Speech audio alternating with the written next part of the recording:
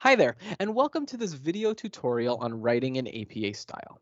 My name is Brent, and I'm the Learning Specialist here at Tyndale, which is a fancy way of saying that I oversee writing and tutoring services. And today in this video, what we're going to be talking about is writing in APA. We're going to talk a little bit about what APA is, what that means, how do you format, how do you cite things properly, so that as you approach some of your studies, you're prepared and able to give the kind of information you need in the proper way to do your assignments well. But before we get into that, I just want to remind you that Writing and Tutoring Services is here on campus to help you with your assignments. You are welcome to book appointments with us either online or in person. We have options available for both. And to book with us, simply log into classes.tyndale.ca. Click on the appointments button on the right side of the page in the Writing and Tutoring Services box, and then follow the prompts to register if you haven't already, and then to actually book with us. There's also going to be more information about APA in our academic integrity pages, and that's something I'm going to show you a little bit more about as we get to it later today. So let's dive in now with APA. So what is APA? APA is a style of formatting designed by the American Psychological Association. And the whole point of this is to basically create uniformity and consistency across the disciplines listed here, across psychology, sociology, counseling, and some of the other social and behavioral sciences. Those are the kinds of disciplines as well at Tyndale that typically uses APA. Psych, sociology, counseling, anything to do with those kinds of courses, sometimes business as well, you're going to be seeing APA showing up. And the big thing you want to know about APA on the front end is that it uses an author date citation style, but we're going to look in a little bit more about what that looks like. Before we do that, let's start with some formatting features. So APA papers on the whole are usually going to have a title page. Now, one thing I just want to note about what I'm talking about here is all of the information I'm providing in this video is about student papers. So if you are writing, say, a dissertation level work or a portfolio, the expectations here might be a little bit different. Similarly, if you're planning to publish an article or something like that one day, the things we're talking about here might not necessarily match. So just keep that in mind. This is for student papers in APA. And you're going to start in student papers with a title page, and you're going to include the following information on that page. First things first, you're going to want the page number in the top right corner of every single page, including your title page. That's going to be top of the page, plain number 3. We'll show an example of that in a moment. Next up, you're going to want to provide the title in bold, maybe a couple lines down. I think about 2 inches is what you're going to want to be aiming for. Then you're going to leave an extra like double spaced line here, and then you're going to be giving the following information: your name, the university name, your course code and title, make sure you include both, your professor's name, and then the due date of your assignment. Now, for those of you who have worked with APA before, you might be saying to yourself, well, I thought there was this thing called the author note. And it's true that the author note exists. This is something that is typically done for professional APA work. Again, the journals, the larger dissertations and things like that. But there are some Tyndale professors who want an author note included on their papers. So if that's the case for you, just as a note, what you can do is keep the things like the running head. We'll talk about that in a second. The title, your name, keep those at the top of the page like we had them on our previous example. And then all the other information is going to be moved towards the bottom of the page in this bolded or under this bolded title called author note. Keep this double space, and you're going to want to do something like this. This paper was prepared for Dr. Professor's name, course code and title, and submitted on this date. Correspondence concerning this paper can be addressed to yourself at whatever your email address is. I'd recommend keeping to your My Tyndale email if possible, just so that your professors are able to contact you easily. Again, this is not going to be the standard. This is just if your professor asks for an author note, this is the kind of thing you're going to want to include. Similarly, running heads are not required in APA student papers, but there are a few professors, whether because they want you to get into the habit of practicing for professional work or just they like the thing, they like to include a running head. So let me show you. I've got the instructions on the screen here if you want to pause and do it for yourself, but I'll also give you an example of what it looks like. So I have here a brand new Word document, and I'm just going to show you how we can actually go about setting up a running head. First things first, at the top of the page here, double click in your header. That's like at the very top of the page. Just double click and it will open up this header and footer tab and the stuff over here. Next thing you're going to want to do, because we're trying to do things like title pages and page numbers, we're going to want to include our page numbers. So click this page number button under that header and footer tab, go to top of page and include it as plain number 3. That's going to allow it to be the page number in the top right-hand corner. Next, you want to write a shortened version of your title in all caps. You typically don't want this going over 50 characters. So we could do something like title of your paper, and there you go. Now, before you click off or go anywhere else, you're going to want to do this. You're going to want to hit the tab key either 1 or 2 times, depending on how long this title is. Make sure your cursor is still between the title and the page number. In this case, I have to hit it twice. That's going to format it so the page number stays on the right, but the running head stays on the left. And then once you've done that, you can either hit this close header and footer X so that you get out of it, or you can just double click anywhere else on the paper and you can go from there. This is where you would do things like title page information. I'm not going to do all of these things normally. We talked about that before, but now notice if you go down to the second page, you're going to have the running head show up at the top and the page number exactly as you want to see it. So that's how we're going to go ahead and set up running heads in our papers. Okay, so if that's the beginning formatting, things like title pages and running heads and all of that, now let's look at the formatting for the rest of the document. First things first, you want to double space everything in APA, whether that's your references, the main body of your text, your title page, all of those things are going to want to be double spaced. Anytime you start a new paragraph, you want to make sure that you indent it 0.5 inches. In other words, hit the tab key at the beginning of the paragraph to indent it 1/2 inch. The other thing with that is don't leave extra spaces after a paragraph. So if you're writing a paragraph, you hit enter once to go to the next line and then you indent it. That's how you show that we're doing a new paragraph. You don't need to leave extra spacing. You're going to want to maintain a 1-inch margin on all sides of your paper. The exception to that will be for your portfolios, but we'll talk about that in your videos for that. You're also going to want to choose a standard font. So most professors at Tyndale prefer 12-point Times New Roman. Occasionally, someone might recommend something else, but I would stick as much as possible with that font combination. It's the expectation, it's the standard, it's going to go a long way. And if ever you have to include the title of works in your papers, you have kind of 2 ways of doing it. If it's a longer work, this is things like an entire book, a journal, an anthology, a commentary, things like that. You're going to want to include that title in italics and then capitalizing all the major words. But if you're doing a shorter work, something like a chapter title or a journal article or maybe an essay title, something like that is going to go in quotation marks in your paper. But again, keep the capitals as you did with the other example. The next big formatting thing you want to know for APA is headings. And APA is actually, for the most part, a very standard structure. Most papers you're going to write in APA are going to follow kind of the same order. You're going to open with an abstract if it's necessary. You're going to have your introduction and or your literature review. Sometimes they get combined together. Then you'll have the method section, results, discussion. These are all kind of like giving the data and interpreting the data. And then at the end, you're going to include your things like your references and your appendices.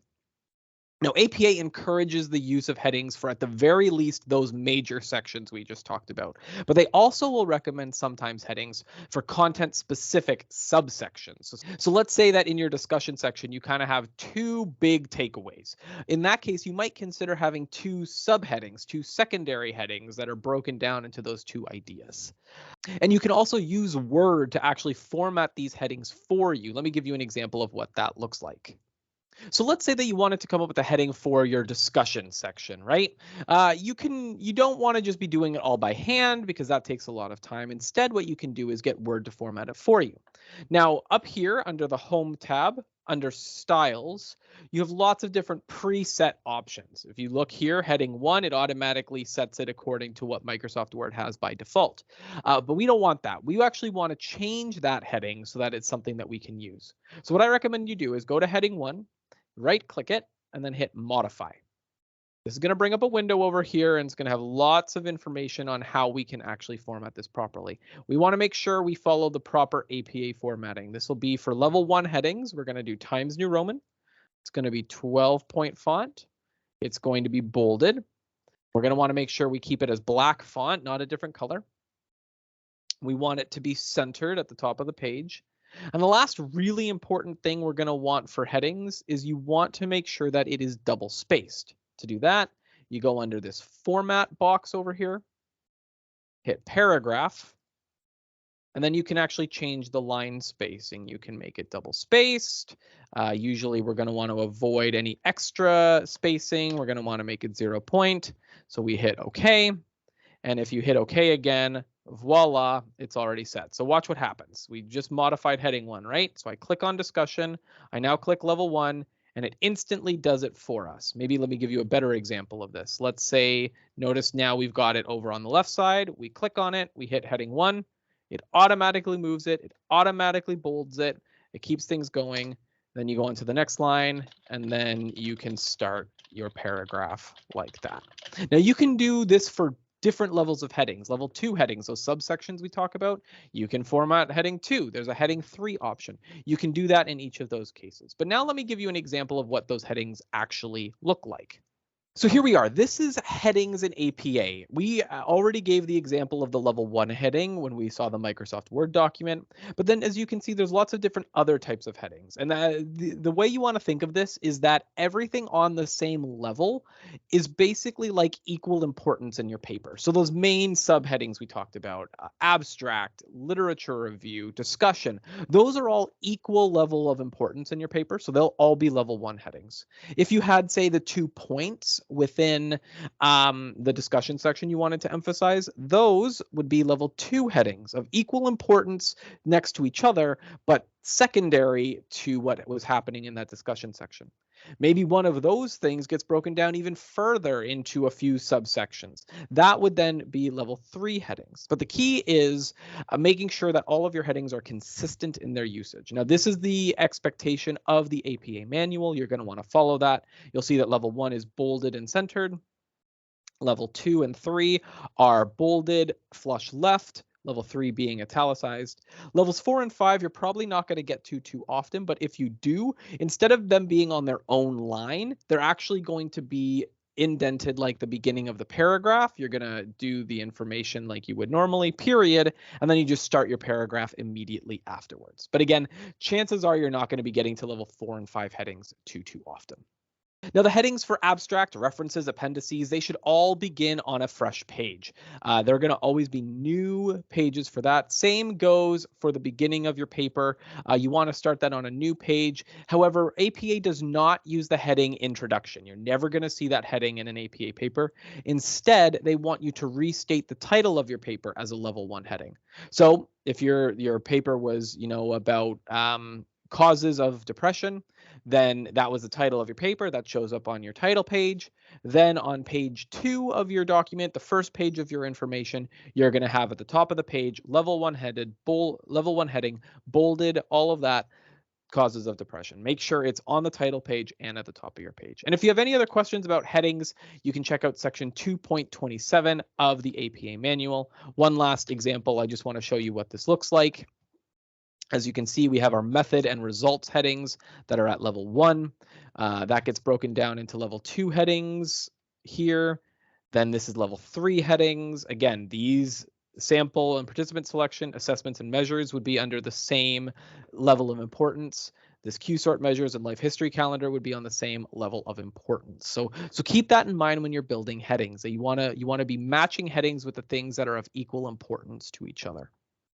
Okay, one other big formatting thing you want to keep in mind for APA is figures and tables. Now, again, you might not be using these a ton in your regular student papers, but if they come up or if you're using them in your portfolios, this might be good to note.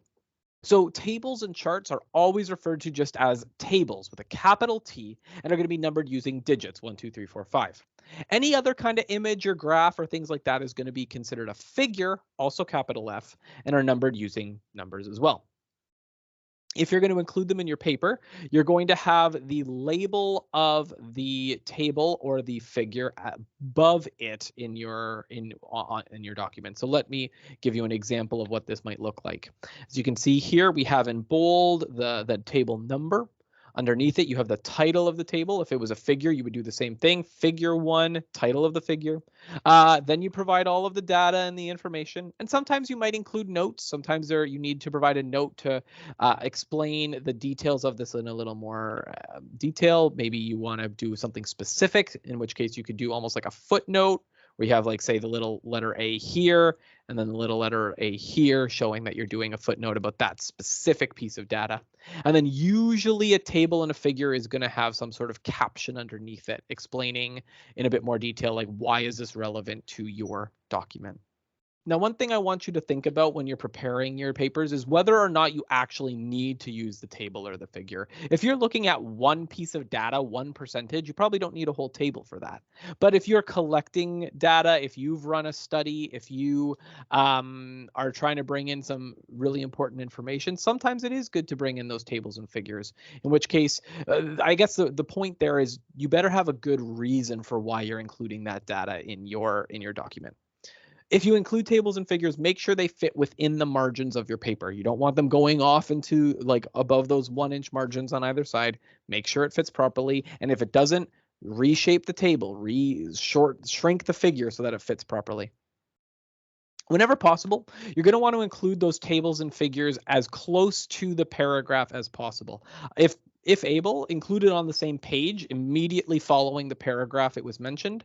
I recognize that sometimes, though, that's just not doable because the paragraph ends with like 2 lines left on the page. So then maybe it has to go on the next page. That's okay. Similarly, you might sometimes include them as appendices depending on the kind of document you're working on. So you can keep that in mind as well. The only other thing I'd say about figures and tables is that if you are going to be bringing them in from another source, maybe you have a table from another book that you thought was really good, it's actually a little bit difficult to use them. Oftentimes with books and articles, tables and figures, they fall under different copyright than the rest of the work. The idea is when we work with journal articles or books or things like that, the copyright laws are that you're allowed to use that information so long as you give credit where credit is due. Things like tables and figures, though, often need special permission from the publisher, from the person who made that table, who made that image, in order to use it. So just be very cautious with using outside tables and figures in your document. Really, you should only be using tables that you've created or figures of, say, diagrams you've built or things like that. And once again, if you want more information on figures and tables, Chapter 7 of the APA publication manual is a great place to get the exact explanation of what you're supposed to do. If you need to use appendices in your paper, they're going to be a bit like figures and tables. As I said, sometimes they might even be figures and tables, but gathered at the end of your document. For appendices, think of it as kind of like information that is relevant to or elaborates on your content, but doesn't necessarily fit coherently in the moment. It's good background information. It's good additional information, but it's not necessarily top priority, in which case maybe it fits better at the end of your document. Unlike figures and tables, we're actually going to count appendices by letter. So we're going to refer to it as Appendix A, Appendix B, and so on. Capital A appendix in your text as well as in the title at the end of the document. If you ever have text, you're going to format it according to APA formatting. The appendix letter or the title Appendix A and the title of that appendix will be as a level 1 heading at the end of or at the top of the page for every new appendix that you're including. Okay, so that's formatting in APA. Now let's turn our attention to citation. And one of the things I often get from students, especially when they're just starting university or if they've maybe come back for a long time, is why does citation even matter? In some cultures, this is a very difficult thing because their expectations of how to use sources are very different than how it's done in North America. And even people who have grown up, say in Ontario here, might not really understand why this matters. So let me just say on the front end kind of what we're dealing with here. Citation is all about making sure we don't steal. Plagiarism, as I like to say it, is basically any time that you use somebody else's words or ideas and claim them as your own. So it's basically if you take somebody's words and plop them into your paper, or you take somebody's ideas and plop them into your paper, and you don't give credit where credit is due, that would be considered stealing. And this is the case even if it's unintentional. That's why I'm glad you're actually watching this video today, because it's going to give you an opportunity to know the expectations around citation so you know how to do it properly. So let's dive in and see what we're supposed to be doing here. Anytime that you take information from another source, you have to cite it. That is an absolute essential thing. Now, when we talk about citing, we're kind of talking about two things. There's the in-text citation piece, which is what we're going to talk about now, and then there's the referencing piece, which we'll talk about in a little bit. So for in-text citations, APA uses an author date system. What that means is that when you're quoting something, you have to include the author's last name, the year of publication, and the page number you got that information from in order to cite it properly.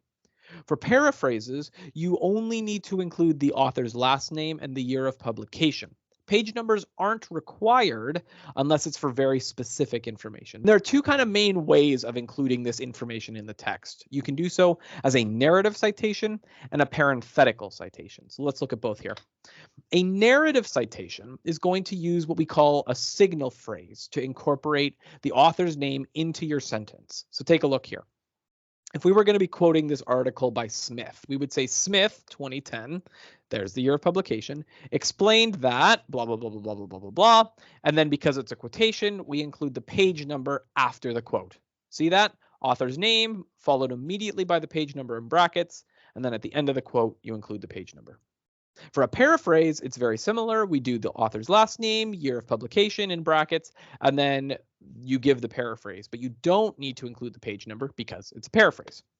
Now, there are lots of different words or verbs that you can use to introduce these things. We've already seen explained. There's things like claimed, asserted, stated, demonstrated, added, argued, acknowledged. I'm not going to read all of these off, but just know that there's a lot of them that you can use. And one thing you'll notice is that almost all of these are being done in the past tense. That's because APA prefers you to use either the past tense or what we call the present perfect, has claimed, has asserted, has stated. When you're writing your papers. Try to stick to those two tenses whenever you write. Let me give you a few more examples. According to author, year of publication, and then the page number because it's a quote. Two paraphrases, author 2014 demonstrated, blah, blah, blah, blah, blah, explained author, blah, blah, blah, blah, blah. And then next author 2021 presented their findings, colon, you give the quote, and then you provide the page number. All of these are going to be essential when working with narrative citations. Now, parenthetical citations is where you don't include the author's name as part of your sentence. Sometimes it just doesn't work. In that case, you're going to want to make sure you include the information at the tail end of your sentence, all in brackets. So here's a paraphrase. Early onset social anxiety disorder results in a more severe course. We see the author's last name, comma, year of publication, bracket, period. Great setup. This is a big thing you're going to want to get used to. Whenever you do your parenthetical citations, the period always comes after the brackets, not before, after. With quotations, again, you're going to make sure you include that page number, and you always want to introduce with your own words first. There has been, quote, an increasing focus on the role of land, end quote, in policy debates over the last decade, bracket, driver and safer, comma, 2007, comma, page 68, end bracket, period. Again, punctuation goes after the brackets whenever you're doing parenthetical citations. Now, the thing with APA is that probably more than any other citation style, it has built into it a way of referring to the same source multiple sentences in a row, which is actually very handy. So, and this is especially true of narrative citations. Again, narrative citations being when you put the author's name as part of your sentence. What you can do in that case is the very first sentence of a chunk in a row that you're citing, you can put the author's name as part of that sentence. You put the year of publication as normal, and then it can be omitted for all subsequent uses of that source. So if you look at this here, Choi sets out to give readers insight. Using the stories of past client, he, that's Choi, shows that we need to carefully consider. Choi then uses. All of these sentences are from the same source. And because it's very clear that it's all from the same source, we're referring to he and Choi consistently. There's no doubt as to who we're talking about. We don't need to include that year each and every time. With parenthetical citations, however, you do need to include the information every time. You can't do the same thing that we did with Choi, just kind of sprinkling his name every once in a while. You want to make sure you include all the information each time. So here it's Cook 2010. It's never just Cook. You will never just have the author's last name with no year of publication. Now, these rules operate independently of one another. This is really key.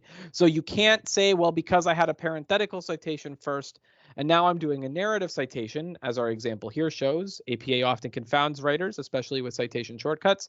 Cook 2010, that's a parenthetical citation. But the next sentence is a narrative citation. And we can't just assume that we're talking about the same person, so we have to include in brackets the year of publication, even though it's coming from the same source. We go on, citation may actually be simpler without such a rule. Again, we want to be clear. Doesn't have Cook's name in it. It doesn't have a pronoun referring to him. So now we include the proper parenthetical citation. But in this last sentence, Cook noted that in this case, we actually can drop the year of publication because now it's going back to the previous narrative citation, which we've already given the information for. So this is just really key. If you are going back and forth between narrative and parenthetical, you can't just assume. It's only the narrative citations that can be used repeatedly. And this is actually one of the reasons APA loves narrative citations. It really likes these signal phrases because it allows you to do things like this. It keeps it very clear who is giving the information each time. So maybe not every single sentence, but I would definitely get into the habit of being like, author says this, author wrote this, author explained this. It's going to be useful not only for your referencing, but also for just making it easier to get or to know who is talking about what at any given time. A few other things to keep in mind. This rule about citing the same person multiple times in a row only applies if you're using the same author multiple times in a row. The second you interrupt it with somebody else, you have to restart the chain with a new set at the original author again, if that is necessary.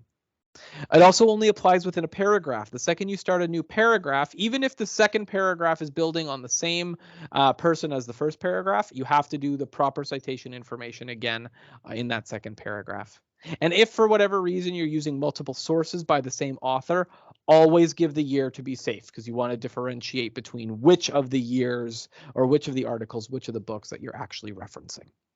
Okay, so now that we know how to introduce our quotations and paraphrases, let's just make sure we're on the same page about what the difference between them is.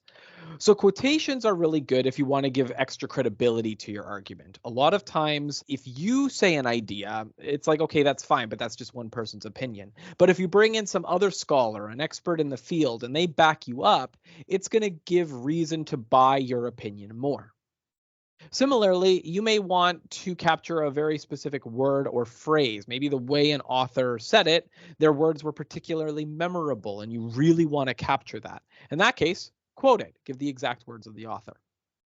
Sometimes you may find that a certain passage or idea needs more analysis, or maybe you want to actually argue against that idea. In that case, let the original author speak for themselves first. Let them explain what their idea is, and then you back it up with either your analysis or your criticism of that idea. Now, just keep in mind that too much quoting can actually be a detriment, and this is especially true in APA. APA, more than any other citation style, loves paraphrasing. So you don't want to go overboard with your quotations. Make sure you're only using them if it's really important information or really essential to the idea you're communicating. Otherwise, it's probably better to put it into your own words. How do you quote? Well, if it's a shorter quotation that's less than 40 words, it can be just directly part of your paragraph, kind of like the examples we've seen before. According to Jones, quote, or the year of publication, quote, students often had difficulty using APA style, especially when it was their first time, end quote, page number, period. Good. Similarly, with this example here, I just want you to note this is one of our parenthetical citations, but notice it doesn't have a page number. It says paragraph 2.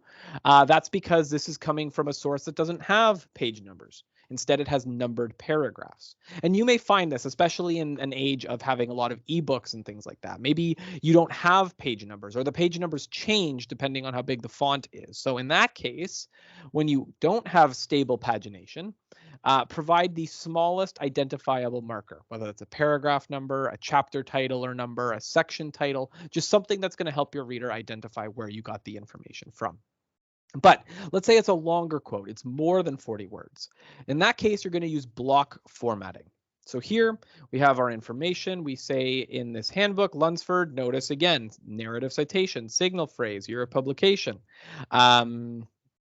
We introduce with our own words, explain that academic integrity involves more than simply acknowledging the source of your material.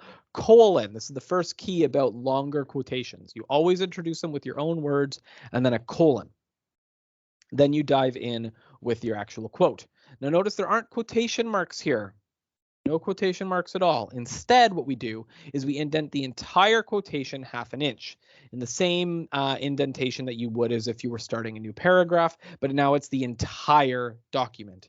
A great way to do that in Microsoft Word, if you're writing, go onto the have your quotation, and then on say the second line, put your cursor right before it, and then hit Tab, and that will move the entire paragraph in half an inch. Again, we don't have quotation marks, but we also have it that the page number goes after the period, not before for some reason. Often we would expect the period to go here, but for block quotations, it goes before the brackets. Don't know why. It's just how it works. And then finally, we continue with our paragraph. Notice that we didn't indent this as if it's a new paragraph. The idea is that this is all one paragraph, so this doesn't get indented. It just continues regular font. Now, if for some reason you are starting a new paragraph, you can, of course, indent it, but usually you're not going to do that. You want to continue with your own words. So block formatting, introduce with your own words and a colon, no quotation marks, indent the whole thing half an inch, and include the page number at the end in brackets after the period, and then just dive in with your continued paragraph afterwards. A couple other minor quotation things. Try not to start your sentences with quotations. As much as possible, introduce them with your own words first, whether that's as a signal phrase or just diving into an idea and then having the quote fill in the back half of the sentence. Similarly, you should try not to start or end paragraphs with quotations. And the reason for that is typically your quotations should be used as evidence to back you up rather than as the starting point of your paragraph. So I like to think of paragraphs as dealing with point, proof, and analysis. The idea is each paragraph is trying to communicate a point, an idea that you're trying to express, and then that needs some proof. Usually the quotation is going to be the proof. This is where you're going to be backing up that point. And then after you give that quotation, you want to analyze it. You want to explain how that quotation proves the point. How is it that that quotation explains the idea you're trying to communicate in that paragraph? If that's the case, if it's the proof, it can't be the first sentence because that's often where the point is expressed. And it can't be the last sentence because then you haven't provided analysis. So you want to make sure that most of the time your quotations are ending up in the middle of paragraphs. Now let's look at paraphrasing. If quotations are the exact words of an author, a paraphrase is when you take the idea from the author, but then put it into your own words. There's a couple of keys here. A paraphrase needs to use entirely different wording. You can't just replace one or two words with synonyms. Similarly, you want to rewrite it according to a different sentence structure. You don't want to just be following the same order of ideas, but replacing every few words. You need to make sure that the actual order in which you cover the ideas in that sentence has been changed up. And yet, despite the changing in wording and sentence structure, it still needs to communicate the original idea's point. As I've already said, APA actually tends to prefer paraphrasing over quotations, so it's really important you learn how to do this well. I'll give you an example in a moment. Now, remember that APA does not require page numbers with paraphrases. You may include it, however, if you're doing things like a specific statistic, a very unique opinion. Maybe there's some information you really want your reader to follow up on. In that case, you would maybe include a page number, but for the most part, what we have up here, you just do the last name and the year of publication, and that should be plenty. If you're struggling with how to paraphrase well, here are my recommendations. Careful note-taking is key here. So don't just be copying and pasting every single idea that you find in the articles or in the books. Make sure that you're actually taking notes carefully on these things. How do you do that? When you read the sentence that you want to paraphrase, ask yourself, what does this mean? What did this mean? Think of it like you're trying to explain it to a friend who maybe is not familiar with your discipline. So you have to now communicate it in different language or in wording that is going to make a little bit more sense. Once you've kind of answered that question in your brain, close your book or minimize the tab that has the article open so that you don't have it open in front of you. And at that point, based on your answer to that question of what did that source mean and what you remember, write a draft paraphrase. Sit down and write basically what was the big idea that you are trying to capture. Try and summarize that idea in your own words. Then you can go back and be like, okay, does this actually express the original idea? Have I changed enough of the wording? Have I just copied basically the sentence structure, or have I moved things around enough? That's going to be your opportunity to double check and make sure you're on the right track. And then please don't forget to cite it. So if you're writing that paraphrase, make sure that you are taking that time to include the author's last name, the year of publication, so that you have that information available. So let's go through a couple examples of what paraphrases might look like. I have here on the screen an example of what I would call an illegitimate or an incorrect paraphrase. So I want you to just pause the video in a second, read these two paragraphs or two short sentences, and tell me why you think this second one down here is an incorrect or illegitimate paraphrase. What is it doing poorly? So pause the video, see what you can come up with. Okay, so I want you to just kind of listen as I read these two back to back. Ready? Students frequently overuse. Students often use. They overuse direct quotation. They use too many direct quotations in taking notes, when they take notes, and as a result, resulting in too many overuse. Do you kind of hear the issue here? Basically, what's happening is every like second or third word is just changed to a word with a similar meaning, a synonym. That's not proper paraphrasing. All this is doing is basically taking the exact same sentence structure, the exact same idea, but changing out a few words here and there. If you do this, this would be considered plagiarism. It would be considered stealing, and it can have the consequences of plagiarism. So please make sure that you do enough to change your wording. Similarly, let's look at this example here. Read this one carefully because this one's a bit tricky. So read the first one, read the second one. I'll pause the video. Tell me what about this seems incorrect to you. Okay, so if you only read the first half like I did in the last one, you'll have missed it. So I really want you to pay attention. Let's go to the ending here. To avoid this pitfall, therefore, and I'm going to read both of them at the same time, you should strive to limit the amount of exact transcribing of source materials while taking notes. From you should onwards is actually the exact same wording. That should have been quoted if you're going to be doing that. So it's fine if you want to only paraphrase the first half of the sentence, but then quote the second half. That's fine. But if you're going to do that, make sure that you quote it. If you don't, it's plagiarism. It can have penalties. So make sure that you do that. Instead, we want something like this. Lester, 1976. Notice there's no page number because it's a paraphrase. Observe that in research papers, students tend to quote excessively, failing to keep quoted material down to a suitable level. Students can avoid falling into this trap, he explained, by minimizing the words recorded during the note-taking stage.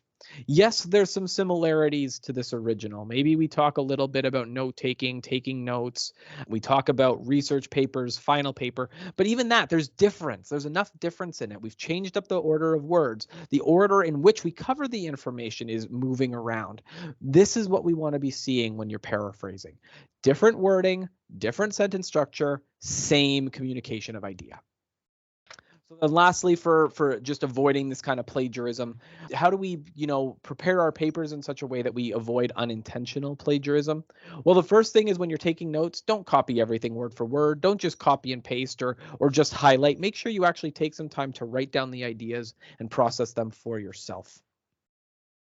A good thing, as we've already said, is to take notes based on what you remember reading, then go back and check for accuracy. It's also really important that you include the sources and page numbers in your research notes. You don't want to just like write down on a Word document or a piece of paper the ideas from a text, but then not write down where you got that information from. So make sure you take that time to jot down that information. When you're actually writing the paper, cite as you write. I can't stress this enough. I've had so many students say to me, Brent, I know I got this information from somewhere, but that was like months ago now or weeks ago now, and I don't remember what source that was from. Can I just leave it? No, because the problem is you didn't get that information from yourself. So the best thing you can do when you're write is actually cite as you go. Put at the very least the page number and the source down so that you can format it properly later, but get that information down so that you don't miss it when you're going back over your paper later. But in that vein, make sure that you read, reread, and reread again. Go back over your paper. Make sure you haven't missed anything. Double check all of the sentences and be like, was that me? Yes, good. Was that not me? Okay, I better make sure I'm citing it properly. And if you're not sure, if you've got an idea and you're like, oh, does this really need a citation? Your best bet, if you're not sure, cite it. It's better to annoy your professor a little bit with oversighting than to undercite something and then be called for plagiarism. So make sure that you spend that time doing that well. Okay, so that is a lot of information that I've just given you about in-text citations, quoting, paraphrasing. And the last thing I want to go over with you quickly is how to format your references page. Because remember, there's two pieces. There's in-text citation, which is the narrative or parenthetical citations. And then there's the reference list at the end of your document. And this is an alphabetized list of all your sources. In APA, we call it references. You've probably heard of it as a bibliography before, but this is going to be called references. Unlike paragraphs, you're actually going to do a hanging indent of 1/2 inch.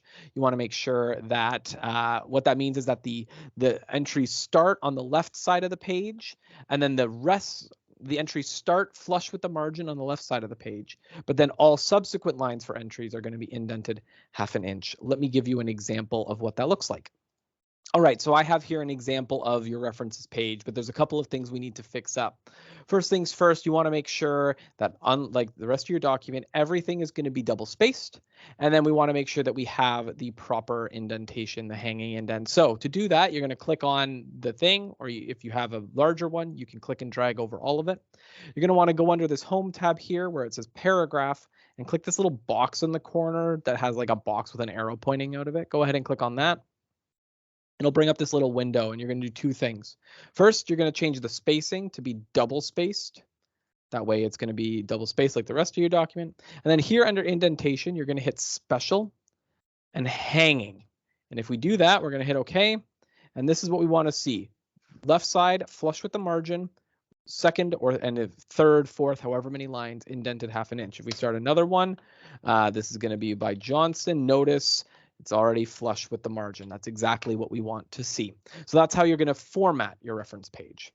On your reference page, you're only going to include those sources that you've actually quoted or paraphrased or summarized in your paper. If you just read it as background information, but it never actually made it into the content of your work, doesn't need to be in your reference page. Only include those things that are directly referenced with an in-text citation in your paper. A few other formatting things to keep in mind. If you're dealing with book or article titles, you're only going to capitalize the first word of the title, the first word of the subtitle if necessary, after that colon, and then any proper nouns. You're not using title style capitalization where it's all the big words. I'll show you an example in a minute. If you happen to have more than one source by the same author, you're always going to list the older publication first. So if you have something from 2002 and something from 2008, put the 2002 one first on the list. That's because that's the next thing after the author that shows up. Similarly, if you have two works by the same author in the same year, so there are two 2002 works, assign them letters A and B, C, however, and do so alphabetically based on the title of the work. So this one would be the first work alphabetically. This is the second work alphabetically. And you can always check out our academic integrity website, apastyle.org, or the 7th edition of the manual for more information on how to cite things properly. In fact, let's actually go to the academic integrity page for a second so you just can see how it works, and I can give you a few other pointers on referencing. So here we are on the academic integrity website. So I just want to show you quickly a lot of the things we talked about: quoting, paraphrasing, referencing, citing. All of that can be found on this page. But the thing I really want to draw your attention to is our citation guides. We have here one for APA. So if we click on that, it's going to take you to Cite in APA. Some of the formatting things, including a sample title page, can be found on this page. How do you do headings, all of that kind of stuff. But the thing I really like over here is your rules and common examples of how to cite sources in APA. So let's look at a few examples here. Let's say you wanted to cite an ebook, since that's a pretty common thing. You'll go under the books, ebooks, and chapters section. And it'll tell you exactly what to do for your narrative citation. How do you cite a narrative citation and a parenthetical citation? And then it'll provide you with a sample reference entry. As you can see here, it gives you the last name and the first initial of the publisher or of the author. It gives you the year of publication, the title of the book. Again, notice the capitalization, the publishing company, and then the DOI number or URL. DOI number is, I think, the digital object identifier, I think. But basically, it's a unique number provided to all online sources that you can use. If you have access to that, use that instead of the URL. If you don't have access, you can use the URL. Just make sure it's what we call a stable URL or a permalink. Some online sources from the library, you don't want to just copy the URL from the top of the page. You're going to want to actually find the link somewhere on the document that it often will provide a permalink or a stable URL or something like that. So find that and use that instead. As you can see then, here is our example of what it looks like in reality. Same goes if you're doing a chapter from an anthology or an essay from a collection. As you can see here, we've got the narrative citations and parenthetical citations. Then we have a sample reference entry. We have the last name and first initial. We always do that. Never give the full name in APA, just the first initial, the year. And notice that the title of the chapter or the essay comes first. This is the chapter you're using in editor's name or names, and then you say editor or editors, depending on how many there are. And then you provide the title of the anthology or the collection. So title of the chapter, title of the larger book, and then of course the publishing company. If it were an ebook version, you would provide the URL afterwards as well. Notice as well that we include the page range of the entire chapter here. You want to make sure you include that as part of your thing. If you happen to be citing two chapters then from that same anthology, cite them as two separate entries because they will probably have two different authors. Okay, let's look at another example. We can use this back to top to get us to the top of the page. Maybe you want to cite a periodical, a journal article. That's a very common thing to be using in our sources.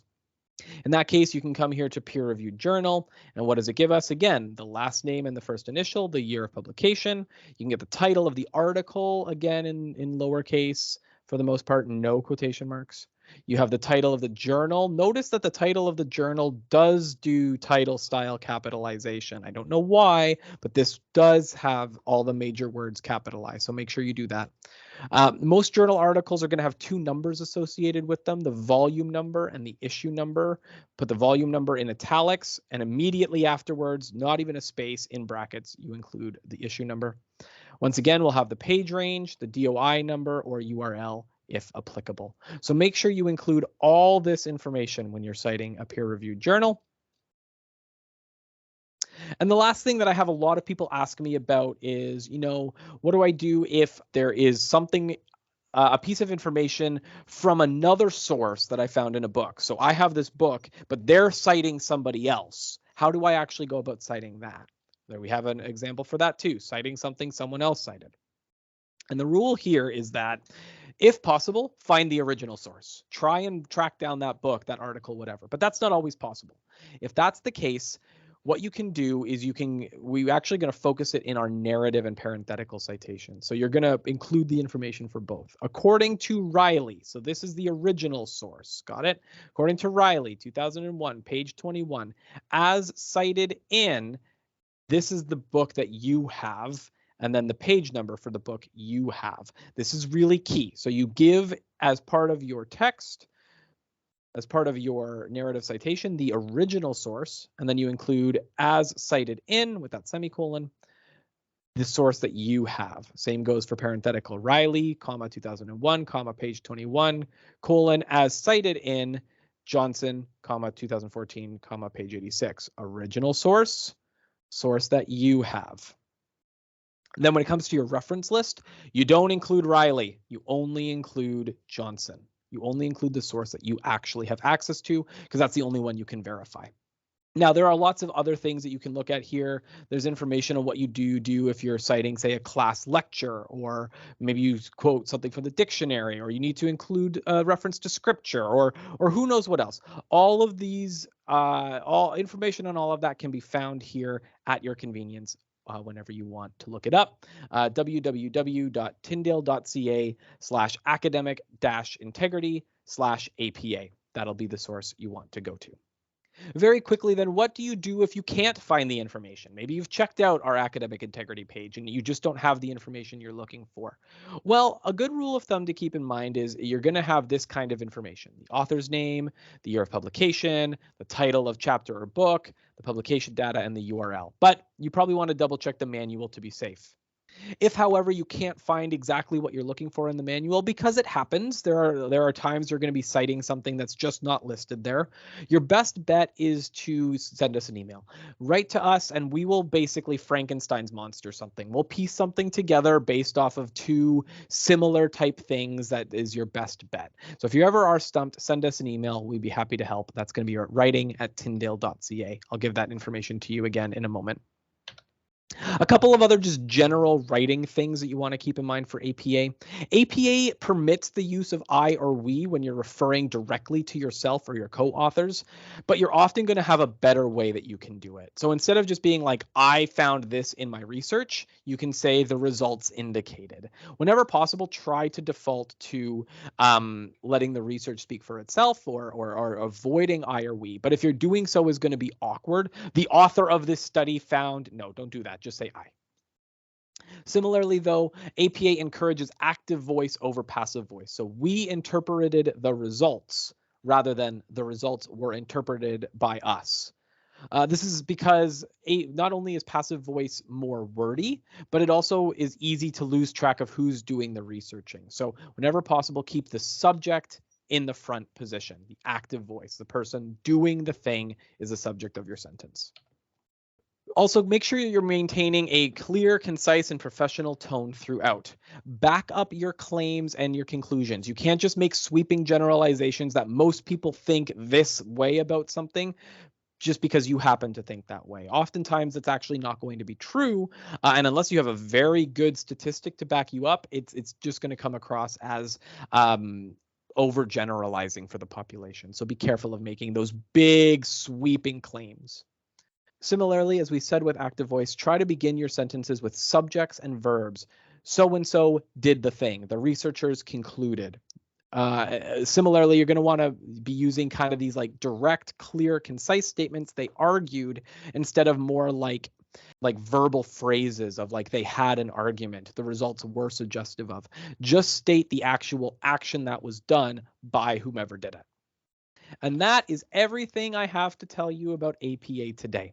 I hope you found this helpful. I know it's a lot of information and some of it's kind of tedious, but getting this formatting information down, getting the citation information down is going to go a long way in preparing yourself for writing in these disciplines at the professional standard that's expected of you. If you do have any questions, you are welcome to email us at writing@tyndale.ca. And once again, here on the screen is a link to the Academic Integrity website for APA.